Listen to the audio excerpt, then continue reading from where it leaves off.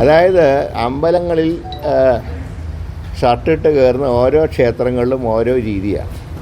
ഇപ്പോൾ ആറ്റുകാൽ അമ്പലത്തിൽ ഷർട്ടിട്ട് കയറാം, എന്നാൽ പത്മനാഭസ്വാമി ക്ഷേത്രത്തിൽ ഷർട്ടിടാറില്ല. തൃശ്ശൂരിൽ മഹാഭൂരിപക്ഷം ക്ഷേത്രങ്ങളിലും ഷർട്ടിടാറില്ല. അപ്പോൾ അതുകൊണ്ട് ആ കാര്യങ്ങളിൽ തീരുമാനം എടുക്കേണ്ടത് തന്ത്രിമാരാണ്.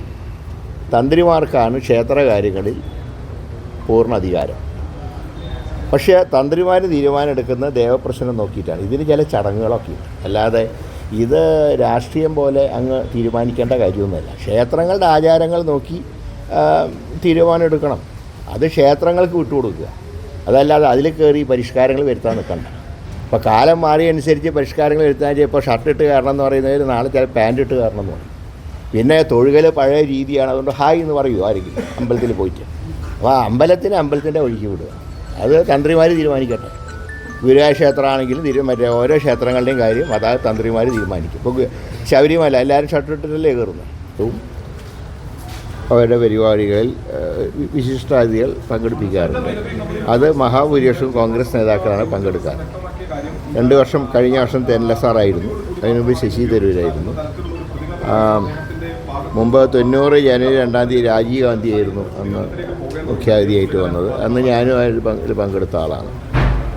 അപ്പോൾ അങ്ങനെ എല്ലാ വർഷവും അവർ പങ്കെടുപ്പിക്കാറുണ്ട്. പക്ഷെ അവർ സ്ഥിരമായി കൂടുതലും കോൺഗ്രസ് നേതാക്കളെയാണ് പങ്കെടുപ്പിക്കാറുള്ളത്.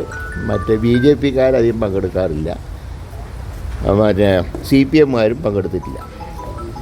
അപ്പോൾ കോൺഗ്രസ് നേതാക്കളാണ് എല്ലാ വർഷവും വരാറുള്ളത്. അതിൻ്റെ ഭാഗമായിട്ട് ഇത്തവണ രമേശ് ചെന്നിത്തല വന്നു, അത്രയേ ഉള്ളൂ. അല്ലാതെ അത് ആരെങ്കിലും തഴഞ്ഞുകൊണ്ട് പുതിയ ആളെ വിളിച്ചൊന്നുമല്ല. NSSൻ്റെ ഒരു എല്ലാ വർഷത്തെയും, കാരണം ഞാൻ എല്ലാ വർഷവും അതിൽ പങ്കെടുക്കുന്ന ഒരാളാണ്, അതുകൊണ്ട് അതിൻ്റെ ഭാഗമായിട്ടാണ് വന്നത്. പിന്നെ ആദ്യം ഞങ്ങളുടെ ലക്ഷ്യം ഭൂരിപക്ഷം കിട്ടുക എന്നുള്ളതാണ്. ഭൂരിപക്ഷം കിട്ടിയിട്ടല്ലേ മുഖ്യമന്ത്രിയെ തീരുമാനിക്കാം.